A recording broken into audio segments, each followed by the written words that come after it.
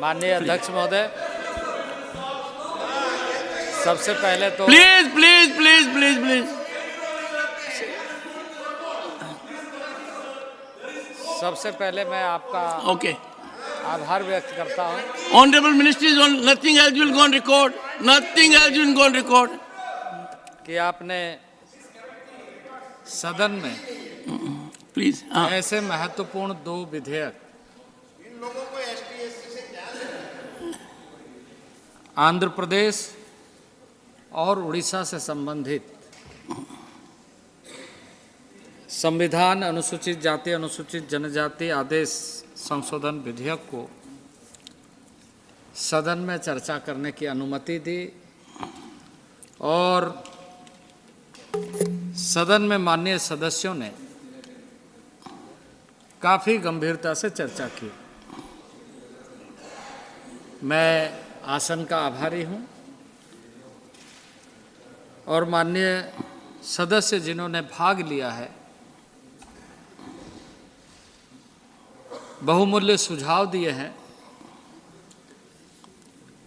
और जिन्होंने अपने चर्चा के माध्यम से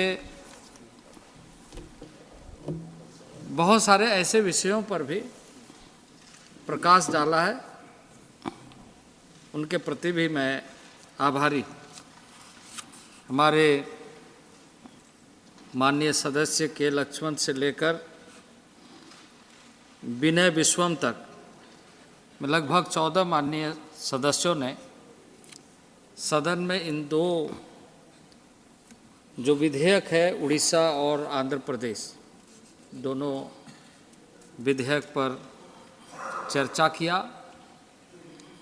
और 14 नहीं, उद्देश्य के साथ मंत्री जी 14 नहीं, भूपेंद्र जी ने भी योगदान दिया है। ये 15वें है, इज द 15th वन। आपका कहना सही है और इसलिए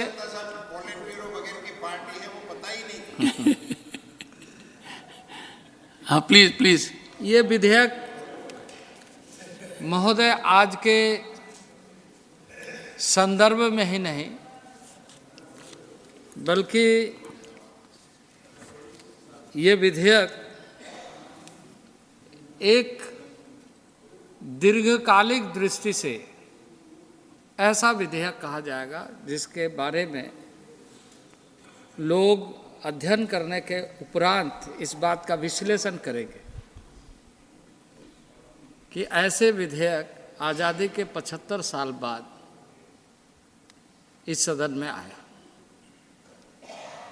आंध्र प्रदेश के संबंध में जो 3 कम्युनिटी की बात आई है, जिनको आज जनजाति की सूची में अनुसूची में शामिल किए जाने की चर्चा के बाद यह अवसर मिलेगा।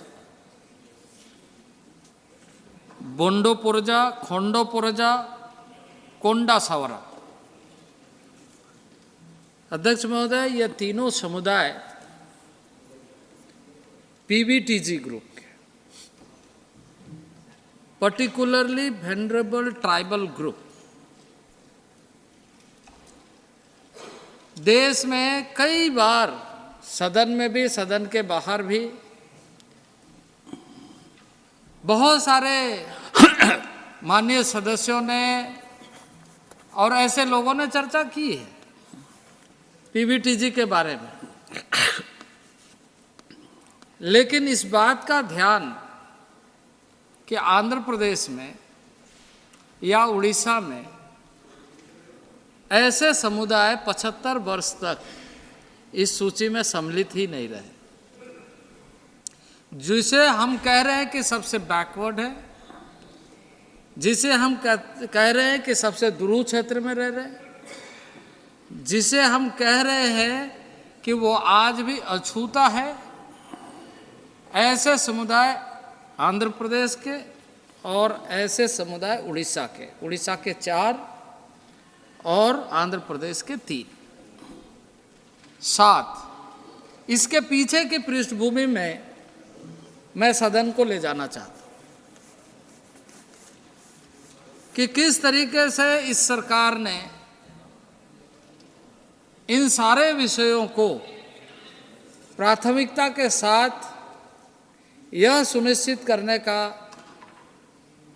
कि वास्तविक रूप से भारत और भारत का भविष्य इस देश के नागरिकों में कैसे दिखेगा। माननीय प्रधानमंत्री जी पिछले दिनों एक पीएम जनमन कार्यक्रम योजना इन्हीं सब समुदायों के लिए, क्योंकि देश में कहा गया कि 75 पीवीटीजी समुदाय है, पर्टिकुलरली वेनरेबल ट्राइबल ग्रुप है, जो अंडमान से लेकर मेनलैंड इंडिया भारत में फैले हुए सुदूरवर्ती क्षेत्र में रहने वाले। इस योजना का शुभारंभ हुआ, मिशन मोड में कार्य प्रारंभ हुआ और कार्य प्रारंभ करते हुए लक्ष्य निर्धारित किया गया कि इनके और इन लोगों के दूर क्षेत्र तक पहुंचने के लिए बहुत सारी जो असमानता है, उस असमानता को समाप्त करने के लिए हमें ऐसे प्रावधानों को जो मापदंड के आधार पर सुनिश्चित किया जाता है उसमें रिलैक्सेशन करना चाहिए। अब इस योजना को प्रारंभ करने के पीछे की पृष्ठभूमि में मैं जानना चाहता हूं कि माननीय प्रधानमंत्री जी ने किस तरीके से इन योजनाओं के बारे में, इन कार्यक्रमों के बारे में और इन समुदायों के बारे में सोचा। अध्यक्ष महोदय, प्रिमिटिव ट्राइब्स के, वेनरेबल ट्राइबल ग्रुप के इन समुदाय में से 9 समुदाय ऐसे देखे गए जिन समुदायों के बारे में हम प्रिमिटिव ट्राइब्स कह रहे हैं, जनजाति कह रहे हैं, पर जनजाति के सूची में उनका नाम नहीं है। किसी टोले में, किसी सुदूरवर्ती क्षेत्र में वो जिस तरह का उसका जीवन पद्धति है उस ढंग से वो रह रहे हैं। उसमें से महाराष्ट्र के और मणिपुर के 2 कम्युनिटी हमने राज्य सरकार से पूछा कि ये जो 2 कम्युनिटी है इसके बारे में आप स्पष्टीकरण दीजिए कि किस तरीके से इन्हें सूचीबद्ध या इन्हें आप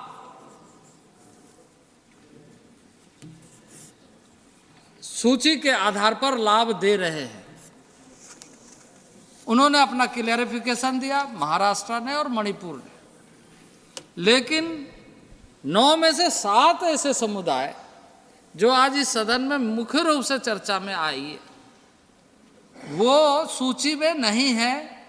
राज्य सरकारों को विशेष तौर से बताया भी गया और उनके कुछ भेजे गए प्रस्तावों को भी देखा गया और यह सुनिश्चित किया गया कि पीएम जनमन में भी इसको वो लाभ नहीं मिल पाएगा यदि हम इस बात को सुनिश्चित नहीं करें कि ये संवैधानिक अधिकारों के साथ सूचीबद्ध होकर के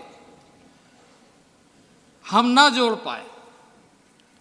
और इसलिए ये जो महत्वपूर्ण विधेयक है, एक लक्ष्य के साथ माननीय प्रधानमंत्री जी ने इस देश में पिछड़े आकांक्षी जिला का कार्यक्रम प्रारंभ किया कि जहां बैकवर्डनेस है, जहां गैप्स है, वहां प्रतिस्पर्धा के साथ जिला का विकास हो और जिला के विकास के साथ साथ मंडल को, प्रखंड को 500 ऐसे मंडलों का चयन किया गया जिन मंडलों में प्रतिस्पर्धा हो और आकांक्षी प्रखंड के नाते उसका विकास हो। उसी तरीके से पीएम जनमन का कार्यक्रम इस देश में प्रारंभ हुआ। आज जो समुदाय को शामिल करने के लिए इस सदन में हमने प्रस्तुत किया है, उसमें एक भारत का ऐसे क्षेत्र में रहने वाले लोगों को प्राथमिकता मिले जिससे कि वो अपने संवैधानिक अधिकारों का उपयोग के साथ जो समान अधिकार है, मौलिक सुविधाएं हैं, वो सही ढंग से प्राप्त करें। मैं बहुत ज़्यादा आलोचना में नहीं जाना चाहता हूँ, लेकिन कुछ बातों का उल्लेख निश्चित रूप से करना चाहता हूँ। माननीय सदस्यों ने भी कहा है, यह जो योजना बनाई गई इसके पीछे का मैं आपको थोड़ा सा पृष्ठभूमि बताते हुए, मैंने इस देश के अंदर 2001 और 2011 का सेंसस का अध्ययन किया और 2011 से 2001 और 2011 का सेंसस में मैंने जो देखा उसके आधार पर सभी मुख्यमंत्रियों को जो भी जिस राज्य से संबंधित थे उनको लिखा। मैंने कुट्टू नाइकन समुदाय जिसका 2001 के सेंसस में 161 आबादी थी, कैसे यह सरकार लक्ष्य लेकर कार्य करती है उसका मैं उदाहरण देना चाहता हूं कि कुट्ट नायकन की आबादी 161 2001 के जनगणना में थी। जब 2011 का सेंसस आया तो उसकी आबादी 150 हो गई, यानी उसकी संख्या 11 घट गई। मैंने राज्य सरकार से पूछा कि यह जो संख्या घटी है इसके बारे में राज्य को विश्लेषण करना चाहिए, और मैंने व्यक्तिगत रूप से जगमोहन रेड्डी जी को पत्र लिखा कि इसके बारे में आप खुद भी और हमें भी बताएं कि इसको हम कैसे आगे,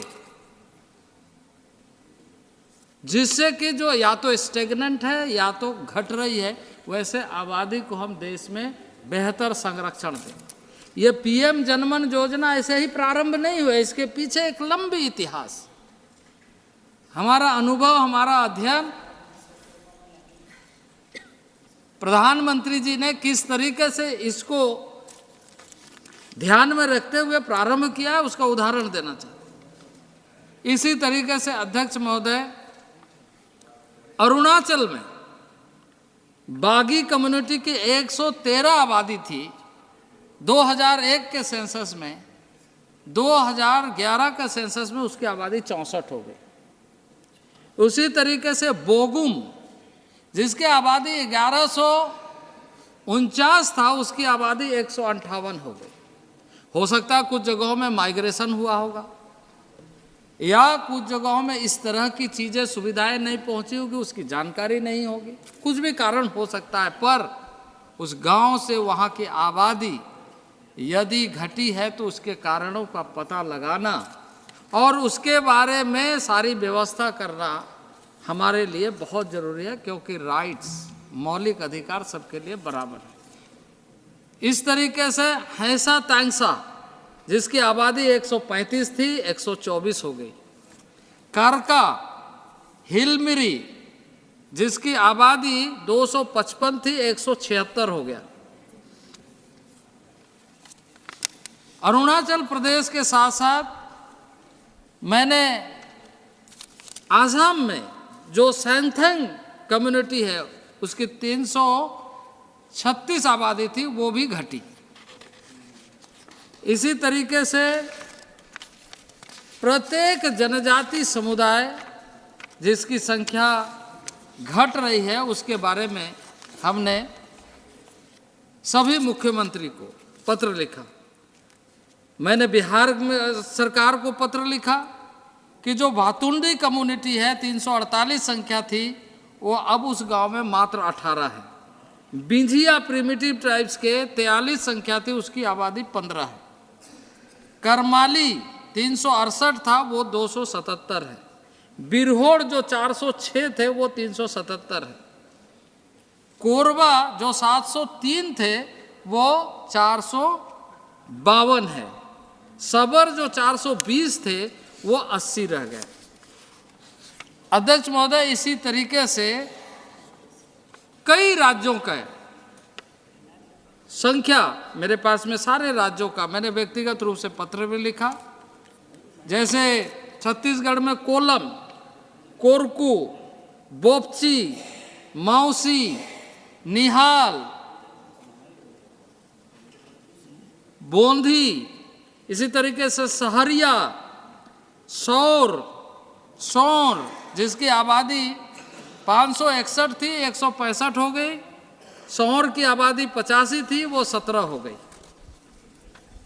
खाटुंडी, जिसकी संख्या 213 थी 142 हो गई। इसी तरीके से सभी राज्यों के बारे में जहां जहां प्रिमिटिव ट्राइब्स है उसके बारे में हमने पत्र लिखा और माननीय प्रधानमंत्री जी की संवेदनशीलता देखिए कि इसे एक व्यापक कार्य योजना बना करके प्रधानमंत्री जनजाति आदिवासी न्याय महाअभियान प्रारंभ किया। देश में ऐसे सुदूरवर्ती क्षेत्र में रहने वाले लोगों को न्याय मिले, इस सरकार की प्राथमिकता है और इसी प्राथमिकता को ध्यान में रखते हुए भारत सरकार लगातार कार्य कर रही है। और इसका उद्देश्य यही है कि उन लोगों के माध्यम से, उनके आत्मनिर्भरशीलता से भारत आत्मनिर्भरशील बने। वो जो सुदूरवर्ती क्षेत्र में रहने वाले लोग हैं, उन्हें जब हम आगे लेकर के आएंगे तो देश स्वतः आगे बढ़ेगा। आज आंध्र प्रदेश के साथ साथ उड़ीसा के ऐसे समुदाय के मामले में जो फोनेटिक वेरिएशन, 3 प्रकार के यहाँ पर मामले सदन में लाए गए। एक प्रिमिटिव ट्राइब्स जो 4 कम्युनिटी है, और इसके साथ साथ फोनेटिक वेरिएशंस के जो लिखने वाले, जिस समय में डॉक्यूमेंट्स लिखा है उस समय जिस तरीके से समझ पाया उसमें स्पेलिंग मिस्टेक हुई और स्पेलिंग मिस्टेक के कारण उसे इससे वंचित होना पड़ा। वैसे समुदायों को इसमें शामिल किया गया। प्रिमिटिव ट्राइब जैसे पावड़ी भूइयाँ, चुकता भुंजिया, बोंडो और मकड़िया, इन सारे समुदाय के साथ साथ टोटल लगभग 50 समुदाय जिसमें तमोड़िया भूमिजा, तमुलिया भूमिज,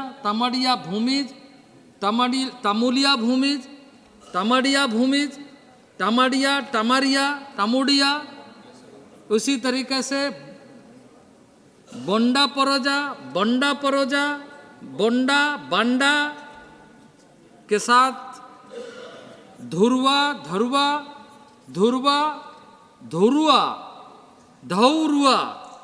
धरवा, कौर, कन्वर, कोनर, कौवर, कनवार, कुंवर, कोनवर, इस तरह के समुदायों को, इसकी सूची 50 है जिन लोगों को आज इस बिल के माध्यम से न्याय मिलेगा। तो वहीं 2 ऐसे सूची में नाम जोड़ा गया है जो आंध्र प्रदेश और उड़ीसा के बॉर्डर में रहने वाले हैं। उन लोगों को भी 62 पहले 62 ट्राइबल लिस्ट में थे, अब ये बढ़कर के 63, 64 को जोड़ा गया, जिसमें मौका दौरा, नौका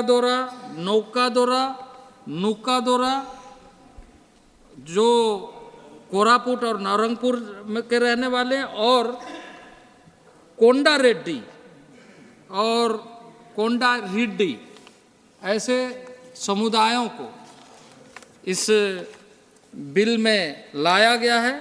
और इसका उद्देश्य यही है कि जितने भी इस तरह के मामले सिनोनिमस, पर्यायवाची शब्द या ऐसे जो नज़रों से ओझल रहे, जैसे मैंने प्रिमिटिव ट्राइब्स के बारे में कहा, उससे वैसे समुदायों को शामिल करने का कार्य इस सदन के माध्यम से हो रहा है। कुछ लोगों ने इसके अलावे भी कई तरह की चर्चा की, मैं उन चर्चा में इस समय नहीं जाना चाहता हूँ, क्योंकि मूल रूप से यदि मैं कहूँ कि प्रिमिटिव ट्राइब्स के लोग 75 साल तक इस सूची में नहीं रहे। ट्राइबल हम कहते रहे उनको, लेकिन ट्राइबल की सूची में नहीं रहे। अब 75 साल तक वो संवैधानिक अधिकारों से वंचित रहे, इसके लिए जिम्मेदार कौन है इस सदन में? क्या इस बात को महसूस किया जा रहा है कि जो लंबे कालखंड तक शासन करने वाले लोग हैं, वो आज पॉलिटिकल तरीके से बात कह करके इस बात को नज़रअंदाज कर रहे हैं कि 75 साल तक जो वंचित रहे उसको जब न्याय मिल रहा है, सराहने के बजाय वो राजनीतिक तरीके से अपनी बातों को रखने का प्रयास कर रहे हैं।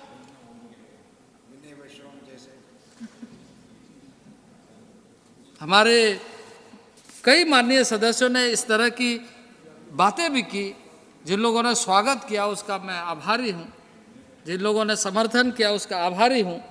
लेकिन इसमें भी राजनीति की और इसमें भी पॉलिटिकल तरीके से मैसेज देने की बात कहीं मैंने हसुआ के ब्याह में खुरपी की गीत गाने का जो परंपरा है वो अभी भी नहीं छोड़ रहे। उन्हें इस बात का खेद व्यक्त करना चाहिए जो लंबे शासन तक, लंबे कालखंड तक शासन में रहे और ऐसे लोगों को डिप्राइव किया, ऐसे लोगों को वंचित किया, ऐसे लोगों को। और ये वो कम्युनिटी का लिस्ट है जिन्होंने स्वयं से आकर के कभी डिमांड नहीं किया, स्वयं से आकर के उन्होंने कभी ये नहीं कहा कि मुझे ये अधिकार चाहिए, क्योंकि वो अपने देश के मिट्टी को ही अपना अधिकार समझते हैं। असली राष्ट्रभक्त के रूप में हमेशा उन लोगों ने जिया है। उनके साथ 75 साल तक अन्याय हुआ, न्याय मिला तो माननीय नरेंद्र भाई मोदी के नेतृत्व में इस सरकार। और इसलिए मुझे बहुत ज़्यादा कुछ नहीं कहना है, सदन ने बहुत अच्छे ढंग से चर्चा किया है इस। Please no please no please. देखिए, कुछ विषय हमारे सामने लाए गए हैं, कुछ विषय हमारे सामने जरूर लाए गए हैं। कुछ कम्युनिटी के बारे में मैं आपको स्पष्ट ढंग से बताना चाहता हूं कि भारत सरकार ऐसे सभी मामले को गंभीरता से देखती है, पर इसके विभिन्न स्तरों में जो व्यवस्था बनाई गई है उस व्यवस्था के आधार पर जिस ढंग से चीज़ें सामने आती है उसके अनुसार हम मंत्रिपरिषद के माध्यम से सदन में लेकर के आते हैं। उसमें बहुत सारे कम्युनिटी के बारे में भी माननीय सदस्यों ने कहा है, जैसे हमारे थम्बी दुरई जी ने वाल्मीकि के बारे में कहा है, हमारे इसके पहले माननीय पूर्व प्रधानमंत्री देवेगौड़ा जी ने मुझसे मिल कर के भी मैं उनसे मिला, उन्होंने कुछ काडूगोला के बारे में कहा, कुछ लोगों ने कुरबा के बारे में कहा है, और इस तरीके से कई कम्युनिटी के कुछ लोगों ने बड़गा के बारे में भी कहा है।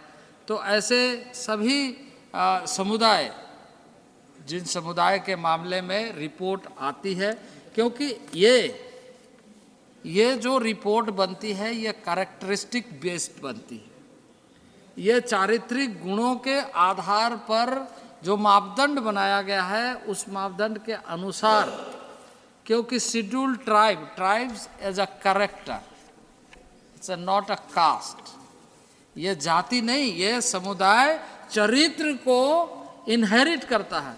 और इस दृष्टि से जो मापदंड बनाया गया उसके आधार पर जो रिपोर्ट बनती है, उस रिपोर्ट के विभिन्न स्तरों पर जांच होने के बाद हम लेकर के आते हैं। तो जो भी माननीय सदस्य है उसके प्रक्रिया को हम लगातार जारी रखते हैं कि जो भी जिस स्टेजेस में है उसको। हाँ, ये बात सही है कि कुछ लोग जल्दी में रहते हैं, कुछ लोगों के ऐसे भी है, पॉलिटिकली भी कुछ बातें आती है। तो ये सारा विषय को देखते हुए भारत सरकार निर्णय लेती है।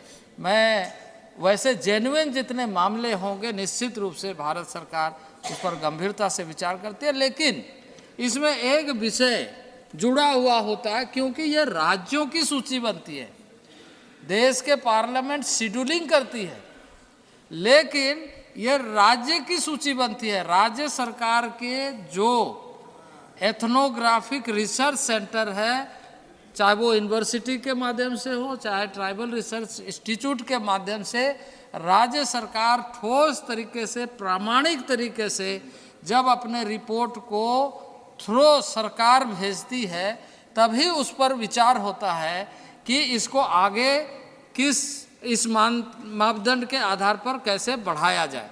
जब तक उस प्रामाणिक रिपोर्ट भारत सरकार के पास नहीं आती है, तब तक उस पर हम कोई कार्रवाई नहीं करते हैं।